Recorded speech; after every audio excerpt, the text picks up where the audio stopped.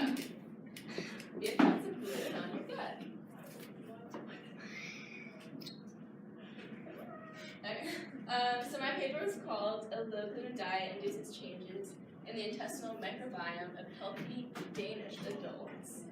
Don't ask me why Danish. Okay, so what is gluten? Gluten is a family of proteins found in grains, like wheat, spelt, rye, and barley. And then the two main proteins found in gluten are gliadin and gluten. And so, of course, like we think of gluten in bread and in like most of the carbs we eat. And it's usually used like to make things rise and like the texture. So like gluten-free foods are, you can say that like they're not the same texture as gluten. Okay, so some key terms that are used throughout the paper was gut microbiota, which are just the microorganisms in the digestive tract. Breath hydrogen, which is a like one of the tools they did, like one of the tests they did, and it's just to test for small intestinal bacterial overgrowth and carbohydrate malabsorption. And so I'll talk about that later. And V, amino isobutyric acid, is the browning of white fat cells. And kynurenine is related, or these are both related to, so that one's related to browning of white fat cells, and this one's related to adipose tissue thermogenesis. Okay. So this is how they set up their experiment. So they have 60 subjects, all were tested beforehand whether they had celiac disease, and they did not. So they went through, so half of the subjects went in the first 8 weeks, they had a low gluten diet, and they weren't technically non-gluten or gluten-free. They had like 1 to 2 grams of gluten, and the high gluten diet was just like more than normal amount of gluten. And so they did that for 8 weeks, and then there's a 6-week washout period where they just had normal diets to kind of like wash out their system.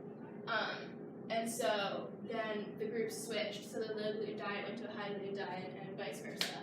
And so at each visit they did these tests.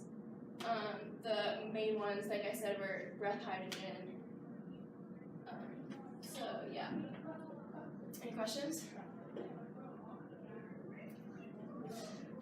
So this is something like one of the things they found.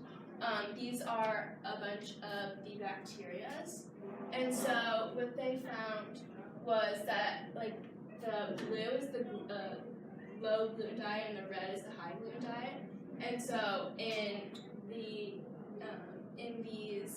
bacteria there's a decrease, and in the low gluten diet there's a big decrease. In these specific bacteria. Unfortunately, the paper didn't really go into the specific bacteria, more of like what the effect was on their body. So they kind of just said like there was a decrease, there was an increase, but as you can see, it was mostly a decrease.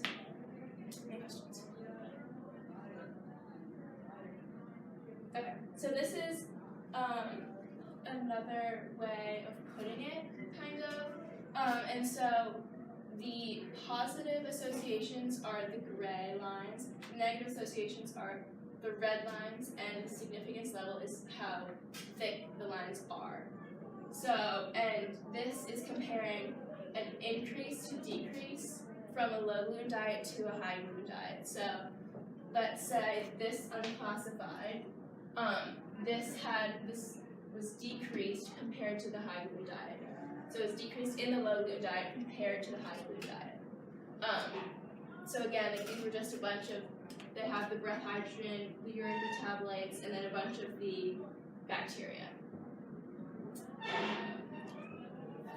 Yeah.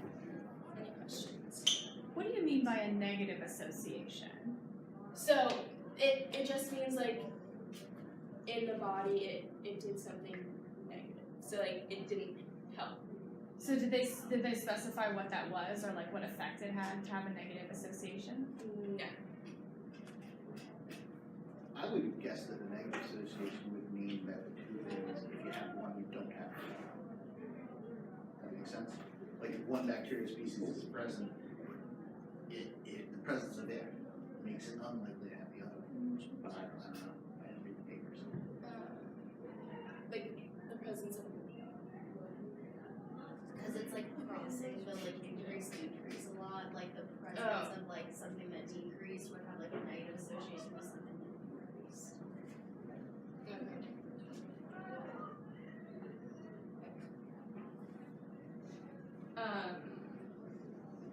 Okay, so this goes back to the breath hydrogen as I was talking about before. And so they did these tests after each, so when they came in for tests after each, or the beginning of the 8 weeks, the end of the 8 weeks, and the beginning and end of the washout period.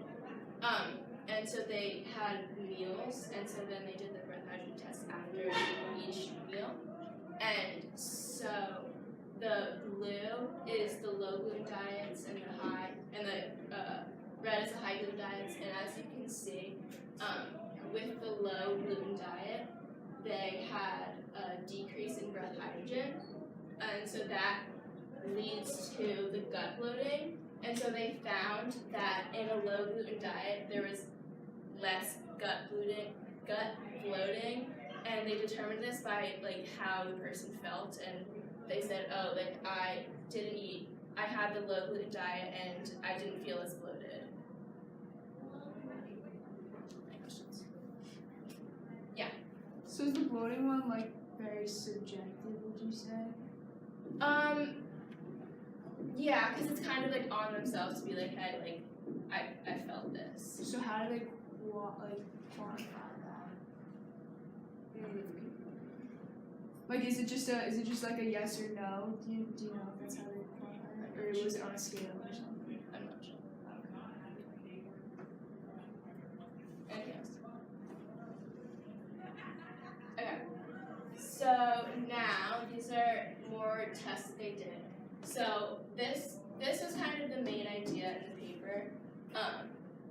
So they found that in general there was a decrease in body weight with a low gluten diet, and so these kind of led to this. So plasma PYY, it is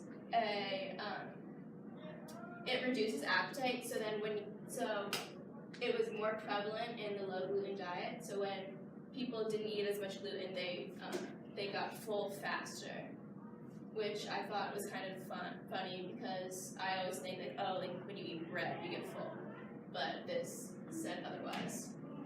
And so then, like I said before, the urine, the BAI-BA, it's related to browning white fat cells, which also is related to the kynurenine, which enhances thermogenesis on the adipose tissue.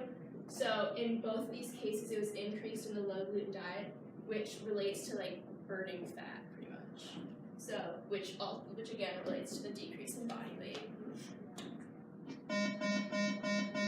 Grand Tilly, please see Mr. Boyari. Yeah. So for people that were eating a low gluten diet, were they technically eating low carbs because they were eating like less breads and less foods with gluten? So would you like also consider that, I guess, low carbs? Yeah. Anything else?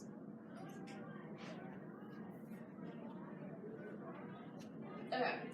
And so this was kind of just to sum up the whole, like what happened.